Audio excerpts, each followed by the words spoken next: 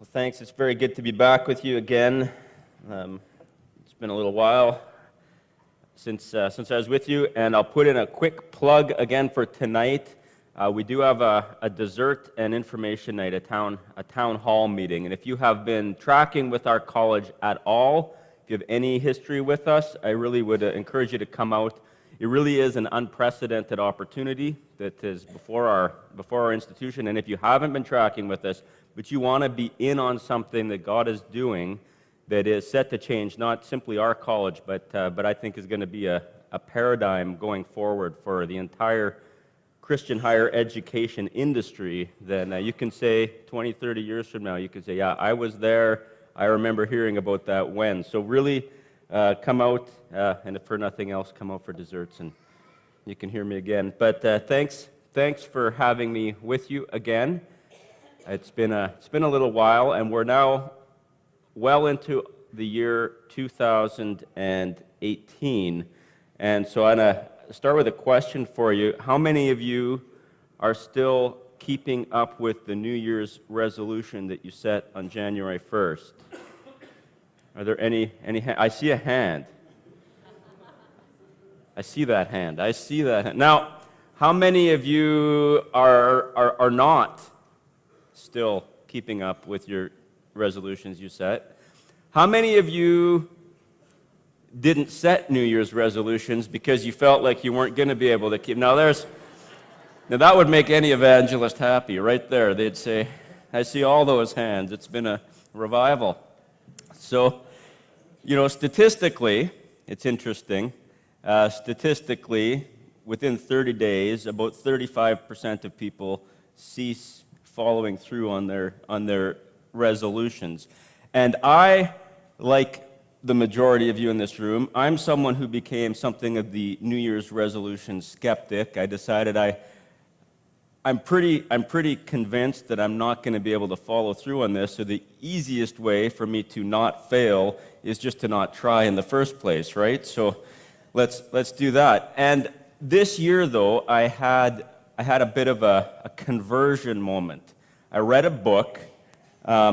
This book is called When: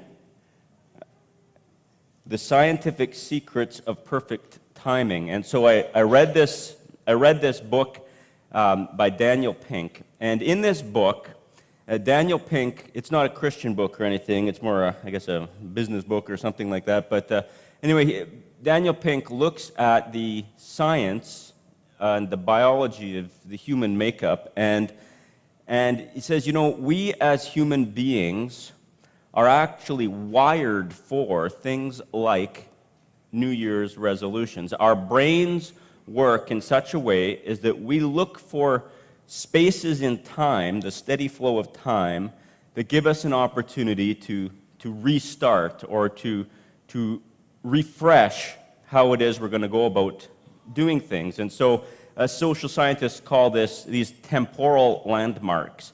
And it's just like thinking of a landmark the way that we navigate geography. So, before Google Maps, anyway, if you were to tell someone how to get to the church or how to get to your house, you didn't just give them your address. You said, well, you go down this road, and when you see the Shell station, you hang a right, and you'll go a couple of blocks, and then you'll see this house with kind of a broken down fence in the front yard, and you give some descriptions and say, you go left there, and you give these kind of landmarks, right? And that's how you can navigate your way through space.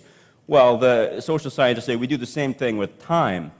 We look for points in time where we can reorient ourselves and refresh. And so New Year's is one of those points in time. It's just a natural point where there's a start of a new year. Okay, we can orient ourselves. We can get ourselves refreshed. So it probably wouldn't surprise you that the people who look at Google algorithms and what's searched on January 1st, the word diet appears about 90% more times than it does at the other times of the year. So on January 1st, there are a lot of people Googling diet, because this is what we're going to do. We're going to start our diet. Myself, I will confess, I have found, in the last 18 months, I found 30 pounds that don't belong to me. And if they belong to any of you, I would really like to return them. I'm happy to disperse them among many of you if it would work out. But that's the reality, is that people are looking for these diets. Now, or other things, or ways of refreshing themselves. Now, here's the trick that the book tells us, is that in order to succeed, we need not one fresh start, we need multiple fresh starts. And so when you want to succeed, you can't just think New Year's resolution. You've got to pick a bunch of landmarks, a bunch of these temporal landmarks along your year, where you can say, okay, I've gotten a little off track. No, I'm going to recommit again. I'm going to recommit again. So you can do things like you pick your special days of the month. There's holidays every month. You can say, okay, every holiday we're going to do kind of this.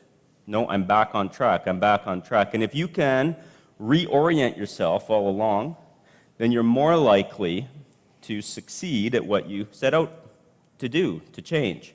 So I'm trying to give back the 30 pounds. The cookies in the foyer didn't help.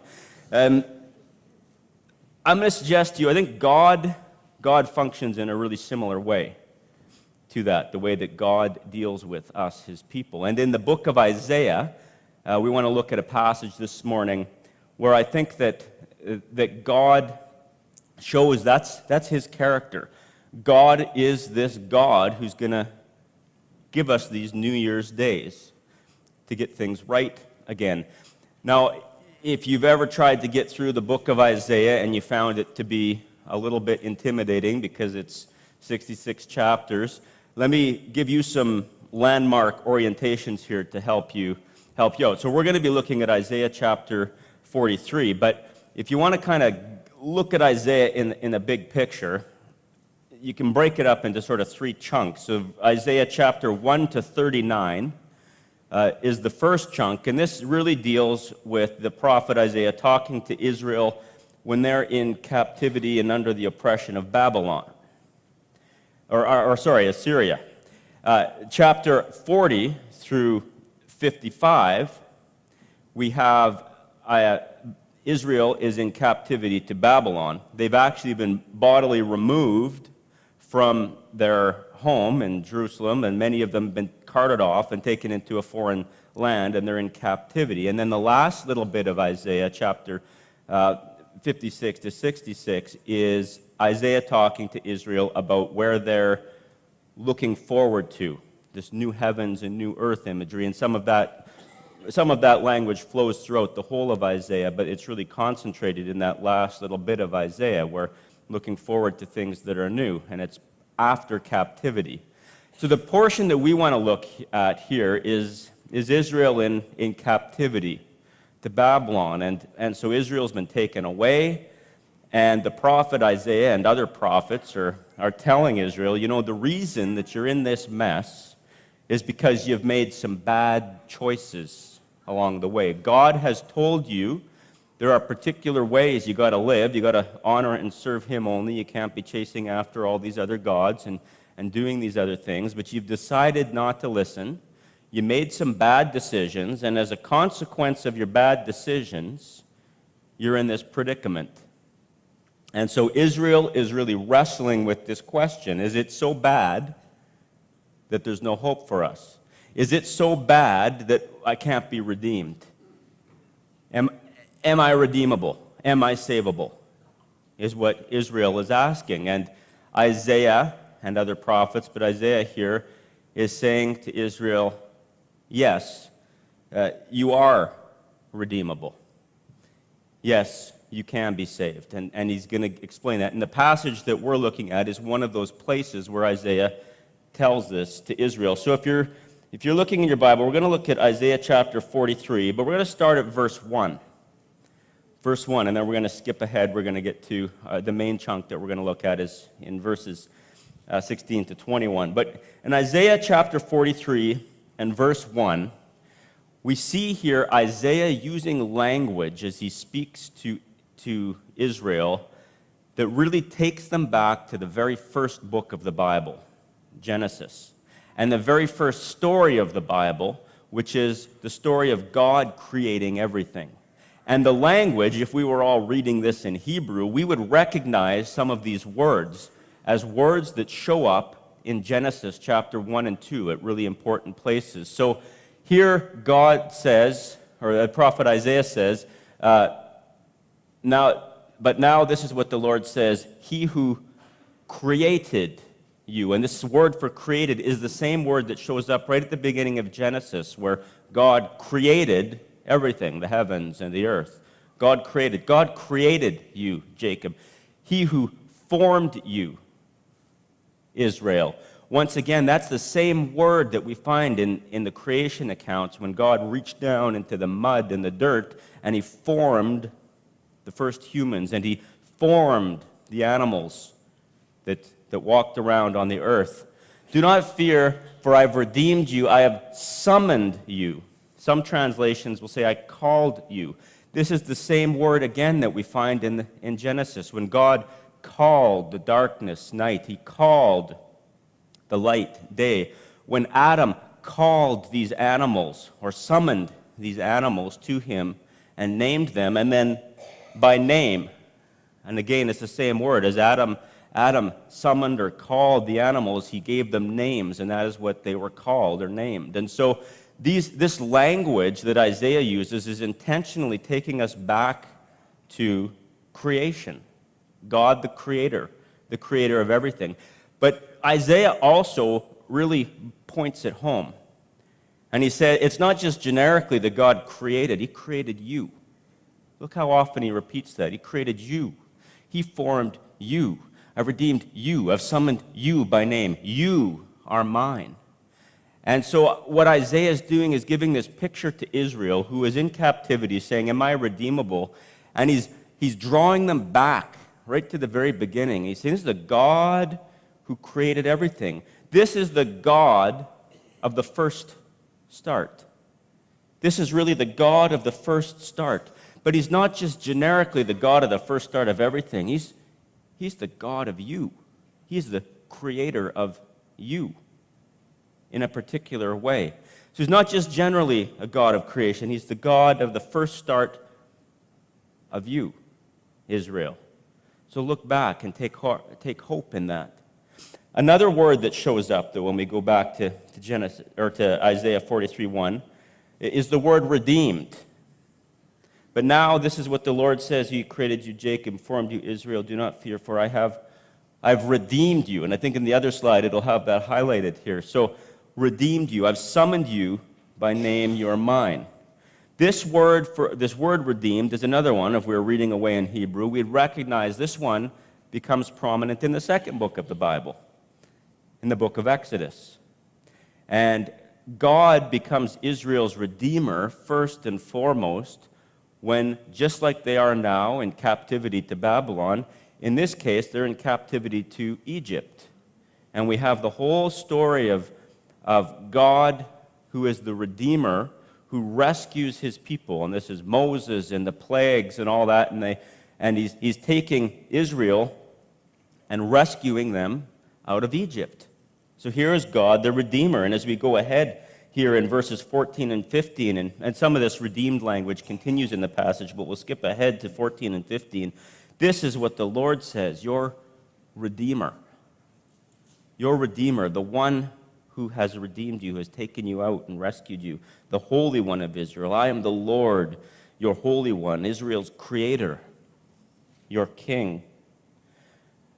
And then in verses 16 and 17, Isaiah describes the actual process of Israel's redemption out of Egypt. This is what the Lord says: He who made a way through the sea, a path through the mighty waters, who drew out the chariots and horses, the army and reinforcements together, and they lay there, never to rise again, extinguished, snuffed out like a wick.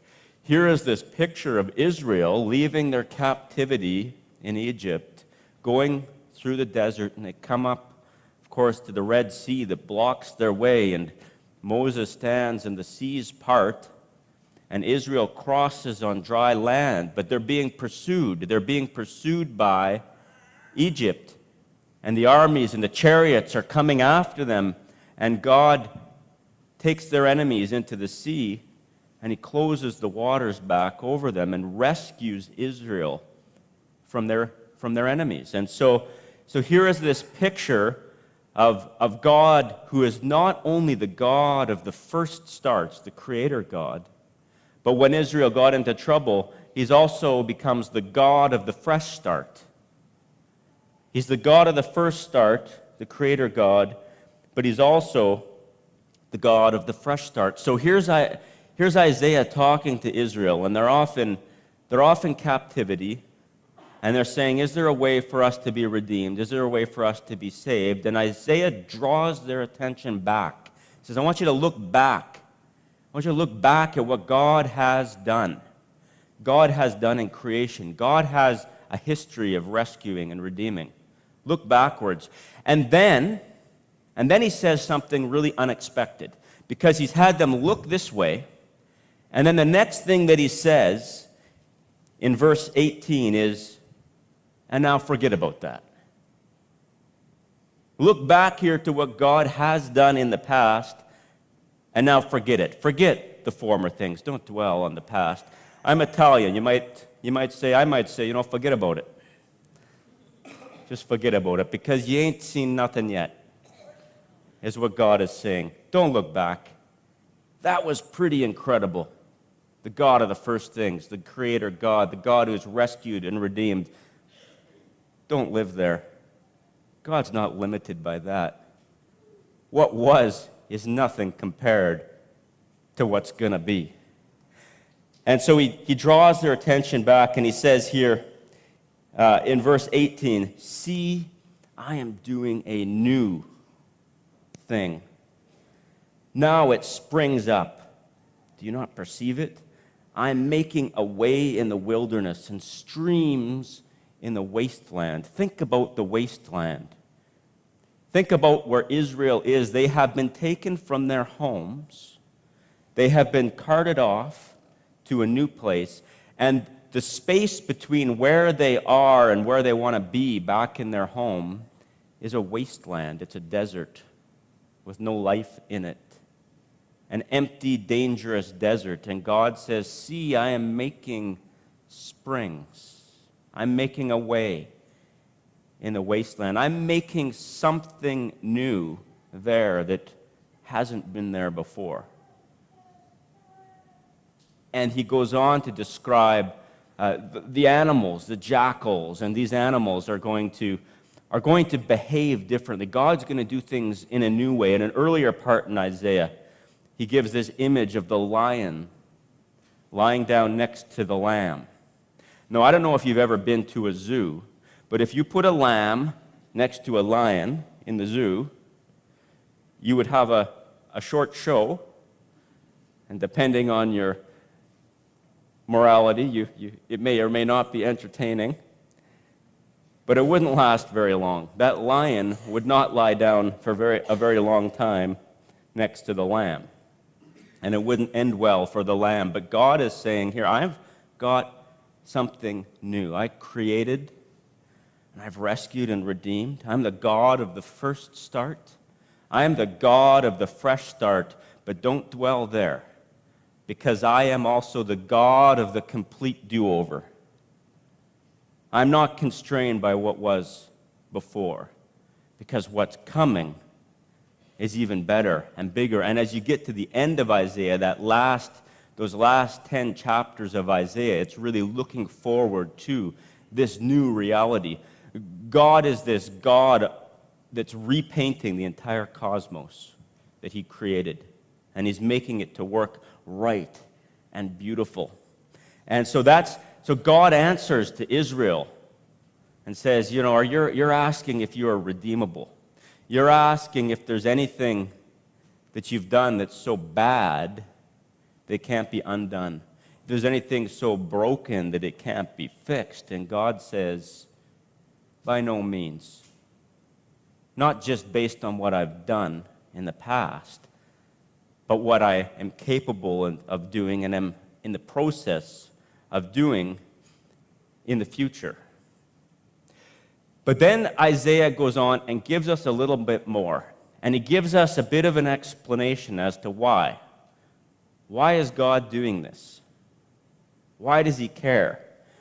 And it's something that we sometimes lose sight of, is to the why, when we get wrapped up in our challenges and our problems. So as we look at verses 20 and 21, it says, I provide water in the wilderness and streams in the wasteland to give drink to my people, my chosen, the people I formed for myself, that they may proclaim my praise. This new thing that God is about to do is not all about Israel. It isn't all about answering their problem of being in captivity. God is painting on a cosmic scale. God's canvas is so large that Israel's particular predicament in it is really just a paint fleck compared to reordering the entire universe and the entire cosmic dimension. And sometimes we lose sight of that ourselves when we're asking God to help us in our predicaments and our problems. And we forget that God is working on a much bigger masterpiece. We get to be a part of it, but we're only a part of it. God's work is much larger, is much grander. And that's an important point for us to remember, is that God's solutions to our problems are often much bigger than our problems. God solves our problems, but really God's solving a much bigger problem. Our problem just gets resolved often in the process. His solutions are bigger. And that's a lesson that I've had reinforced to me recently. It's a lesson I learned about a year and a half ago, and I had this opportunity to learn this lesson, and I went away on a men's group, and I think there's some people from this church that were on this same group. But I went away to this group in the mountains, the Fourth Musketeer. I'll put a little plug in for this group. But there's a men's group that you go out into the wilderness. And so I went, and my brother-in-law cajoled me to go out there. And I came out of that, and I was really impacted. And God really struck me that, I'm often trying to just operate so much in my own strength and not rest in what God is doing in the bigger picture. And I learned that lesson. It really broke me and changed me. And I came home and challenged me. And it really stuck with me for about 6 months. And then I went back to increasingly just letting it come back in and working again in my own strength. So God, being a God of fresh starts, he's going to give me that chance to learn that same lesson again.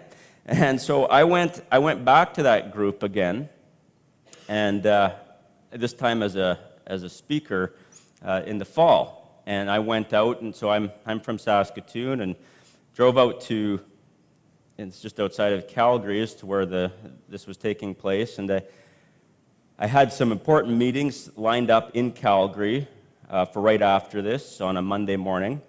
And I'm looking forward to visiting my grandfather, but I got away a bit late, so I couldn't visit him on the way out to the camp. Instead, I was planning to go directly from the camp to his house. He lived in Calgary. And so that was the plan. And so in I went, and we had out in the back country, and it's a wonderful, freeing thing where you have absolutely no cell service. You're liberated from that connectedness that we're always stuck with. And then I come back out again, and as I'm coming out and heading to my grandfather's house, I'm getting all the ding-dings and the message received. And so the very first message I got on that Sunday morning coming out was, Grandpa died this morning. And I had this sense like, did I do something wrong? And I had to drive to his house, about 45 minutes to let this sink in a little bit, and my family had gathered at his house. And I had an opportunity to come to peace with it, that we had a good relationship where there was nothing left unsaid. There were no regrets in that way. He knew how I felt, and I knew how he felt, and there was no, it would have been nice to see each other, but nothing was left unsaid. But nonetheless, it was a shock and a bit of a blow. And so I got there, and we're planning it, and we decide, well, my brother and I are going to help. We're going to lead the funeral in Calgary, and now I've got a problem because my wife and kids are in Saskatoon. I've got a meeting on Monday. I got to go get my wife and kids. And so how are we going to do that? And the plan initially was, well, I'll go to my meeting on Monday morning and drive back to Saskatoon and turn around and go back to Calgary. All right, that's a good plan. Except that Monday, we happened to get a major snowstorm. And it was kind of like this one that blew through here a couple weeks ago. And so in fact, I was out in Airdrie trying to drive into Calgary, which is about a 20-minute drive normally. I almost couldn't make it into Calgary from Airdrie. The roads were so bad, just ice and sleet, and it was horrible. But I made it in, and I had my meeting, and I'm out, and it's about 4 o'clock in the afternoon now. And normally I would just keep driving, but it was, I'll be frank, it would be really stupid to have made this trip. So, nonetheless, I'm all hopped up on adrenaline, and I'm thinking I have to do this, and I'm not that bright. I am kind of stupid. So it would have been stupid to make this trip, but my wife agreed, and so we made a plan. So we had a plan. She'll just take the train with the kids, and I'll pick them up in Edmonton the next morning. It's only a couple hours. The highways will all be clear by the morning. That would be smart. I think that's a good idea. We should do that. But then I got antsy. And I decided, despite the fact that there's a good plan, I can't not do something. This is the thing. I can do anything but not do. It's the one thing that I really struggle with, is to just let be. I have to be doing something. And so I decide about 4:30 in the afternoon, nope, I'm going to make the drive. I'm going to make the 6.5 hour drive to Saskatoon. And so off I go. So I get outside of Drumheller, and they've closed the highway. I can't get into Drumheller. So of course, as any reasonable person would do, you'd turn back, right? But instead, you know what? There's actually a little side highway that'll let you up and bypass Drumheller. So up I go up the highway, I'm driving along, things are going skippy, and then I'm passing car after car after car and truck and everything else on the side of the road. I wonder why they're all pulled over. What, are they having a picnic? I drive. Finally, it dawns on me, well, maybe they're pulled over because the highway's closed. Well, sure enough, Saskatchewan was closed. They closed the province. So I pull over. I happened to pull over into a little stretch that had no cell phone service, so I can't even find out what's going on. And I'm sitting there, but I can't do nothing, right? Well, a friendly Mennonite farmer comes out and starts plowing the highway the other way, going back. So I follow the friendly Mennonite farmer down the road until he's done plowing, and I could head back into Calgary, spend the night with my family, get up the next morning, go pick up my family at the train, right? Makes sense. But I decide, you know what? I'm going to drive to Edmonton.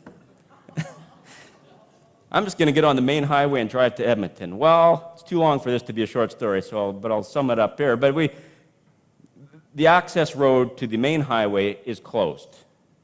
So I'm stuck on these back roads that alternate between being cleared from the friendly farmers who have been clearing them and not cleared, because for whatever reason, the farmers in Alberta decided not to plow the entire road. They just plowed what they needed to get into their own farm. So you'd be driving along, and all of a sudden, boom, there'd be a wall of snow and ice, and I'm backing up down highways. And so my 2.5 hour drive to Edmonton, or my 6 hour drive to Saskatoon, took somewhere between 12 and 13 hours. And here's the thing. I picked up my wife and kids at 10:30 in the morning at the train station at exactly the same time as I would have picked them up at the train station had I stayed and rested and spent the time with my family. The outcome didn't change. All that energy that I expended, all that doing, did absolutely nothing to change the outcome, except that it made me more tired, it wore me out, probably made me irritable, but it didn't contribute in any way, shape, or form to the outcome. And it was at that moment that God said, and here's your lesson. I'm solving a problem, and your problem's only this big. I've got this. And you running around like a crazy person isn't helping one bit. So I got to have the lesson again, and we'll hope that it sticks this time. But it reinforces to me again the God that we serve. And for you this morning, I don't know where you're at. Maybe you're in a position right now where you got to remember that our God, your God, is the God of your first start. You didn't come out of nowhere. You aren't random or happenstance. God is your creator. Maybe you are in a position now where you've made some choices that have put you in a place where you're saying, okay, but am I redeemable? Am I savable? And God's saying to you, yeah, I'm the God of the fresh start. Or maybe you've got yourself back so into a corner that you need the God of the complete do-over. But God is that God too. And so as I close this morning, I'd just like to remind us of that our God is a God to whom we can always turn, and encourage us to rest in him and let his processes trump our own. So thank you. Thank you for having me with you this morning. I'll pass it over to Pastor Gary.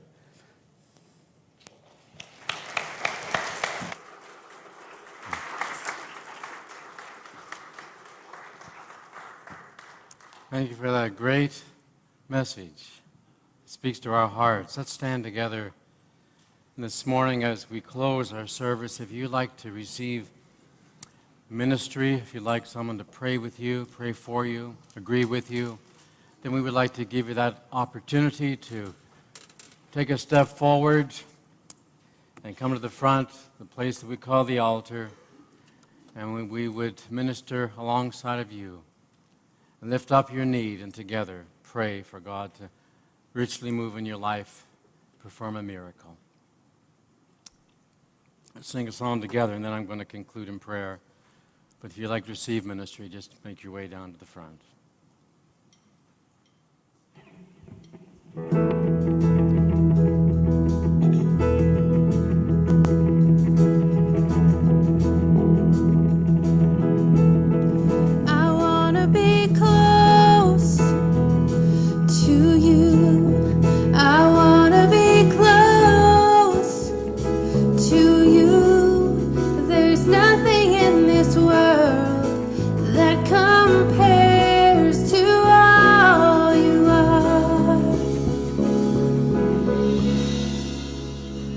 In